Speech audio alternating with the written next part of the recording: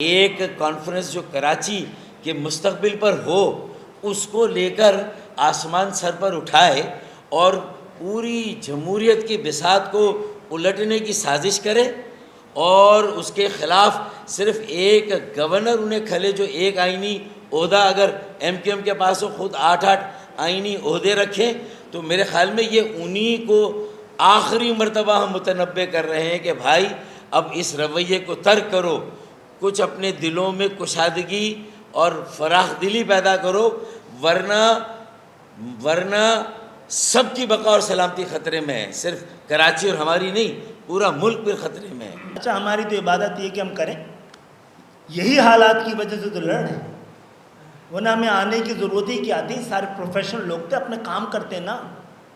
یہ حالات ہمیں اتنا مجبور نہ کرتے تو یہ سیاست کوئی ہمارا پیشہ نہیں ہے، تو بول رہے ہیں۔ اور یہ پاکستان بھی آخری حد میں پہنچ چکا ہے، اس کا فیصلہ نہیں کر دیں گے تو پاکستان کی بقا پہ سوال اٹھنے لگے گا۔ پاکستان کی عوام ہی پاکستان کو بچا سکتے ہیں، آپ ان کو کچھ نہیں دیں گے، جو آپ کے لیے بار بار ووٹ لائن لگا کر آپ کو ووٹ دے کر اس جمہوریت کو بچاتے رہتے ہیں۔ تو جاگیردارانہ جمہوریت کے خلاف ہم رہے ہیں، اور اس طرح رہے ہیں کہ کم سے کم ہم نے اپنے اندر سے کسی جاگیردار کو ایوان میں نہیں پہنچایا ہے۔ ہم اس قدر رہے ہیں کہ ہم نے کسی پیشہ ور سیاستدان کو پاکستان ایم کیو ایم میں پنپنے نہیں دیا ہے۔ ہم اپنی اولادوں کو نہ لائیں گے، نہ ہم کسی کی اولاد ہیں۔ ہم لوگ سیاسی ورکر تھے، اسی لیے ایوانوں میں یہ جو ماڈل ایم کیو ایم نے پیش کیا ہے، یہی پاکستان کی بقا ہے۔ یہ پاکستان کو بچانے کا واحد طریقہ ہے۔ ایم کیو ایم کی طرز کی جمہوریت کے علاوہ کوئی اور نہیں ہے، اور ایم کیو ایم کے طرز جمہوریت میں سب سے بڑا نسخہ کیمیا یہ ہے۔ دیکھیں ایک بات ضروری ہے کہ آج کی پریس کانفرنس کا جو بنیادی مقصد ہے وہ یہی ہے کہ ہم نے تو بہت پہلے سے ان حالات کو بھانپتے ہوئے اپنے ذاتی، اپنے جماعتی اور گروہی مفادات کو ہم نے کب سے ایک طرف کر دیا ہے۔ اب یہ وقت کی پکار ہے کہ جن سیاسی جماعتوں میں مکمل عدم برداشت اور عدم تحمل ہیں، وہ بھی پاکستان کی بقا اور سلامتی کے لیے جو بہت قریب سے جڑی ہوئی کراچی کی بقا اور سلامتی کے ساتھ نا، اور ملک کے جو مختلف اضلاع اور شہر ہیں اور پاکستان کے 25 کروڑ عوام اور ایک شہری ہے، وہ بھی اب اس کا لحاظ اور پاس کریں، اور ایک کانفرنس جو کراچی کے مستقبل پر ہو اس کو لے کر آسمان سر پر اٹھائے اور پوری جمہوریت کی بساط کو الٹنے کی سازش کرے اور اس کے خلاف صرف ایک گورنر انہیں کھلے جو ایک آئینی عہدہ اگر ایم کیو ایم کے پاس ہو، خود 8 آئینی عہدے رکھیں، تو میرے خیال میں یہ انہی کو آخری مرتبہ ہم متنبع کر رہے ہیں کہ بھائی اب اس رویے کو ترک کرو، کچھ اپنے دلوں میں کشادگی اور فراخ دلی پیدا کرو، ورنہ سب کی بقا اور سلامتی خطرے میں ہے، صرف کراچی اور ہماری نہیں، پورا ملک پھر خطرے میں ہے۔ کہ اس شہر کے تمام بلدیاتی اداروں کے سربراہان چھٹیوں میں عید پہ اس شہر میں نہیں ہوتے جناب۔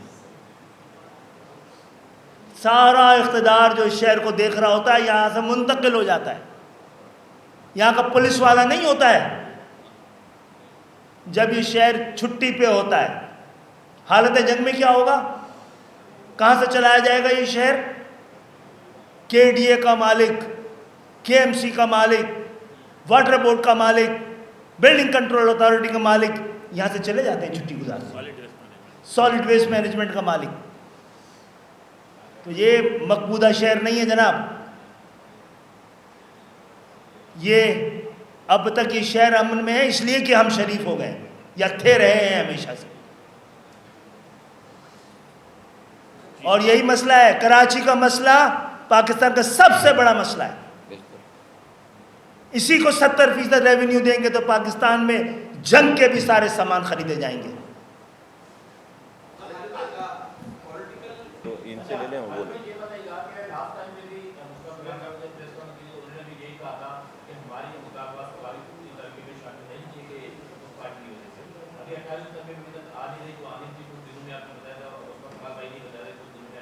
وہ نہیں ہے گورنر صاحب کو بھی ہٹا دیا گیا، لیکن وہ جو ہے اس پہ بھی ایم کیو کا کوئی ایسا نہیں تھا. وقت بھائی نے کہا بھی تھا کہ یہ ہماری ڈیڈ لائن ہے اور ایم کیو جو ہے اب اس کو کوئی فیصلہ کرنا ہوگا، حکومت ہمیں الزام کہہ چکی ہے.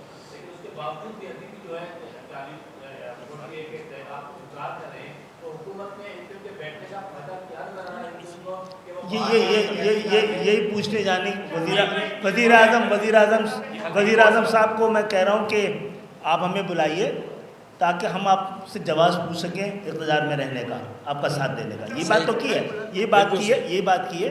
اور جناب عالی، آج 17 سال سے جو جماعت یہاں پر حکومت کر رہی ہے اس کا میئر ہے. آپ کو شاید یہ دل تو دیکھ لیجئے، اپنے میئر کو بھی اختیار نہیں دے رہے ہیں. اس کا مقصد ہے معاملہ کچھ اور ہے. ہم اگر پاکستان کی عوام، سندھ کی عوام اس 25-30 ہزار ارب کا حساب مانگے گی، پھر سوچیں پھر کیا ہوگا. تو آئیے یہ باتیں ایوان میں ہو جائیں، عدالتیں فیصلہ دیں. سڑکوں میں فیصلہ ہم بھی نہیں چاہتے ہیں. جی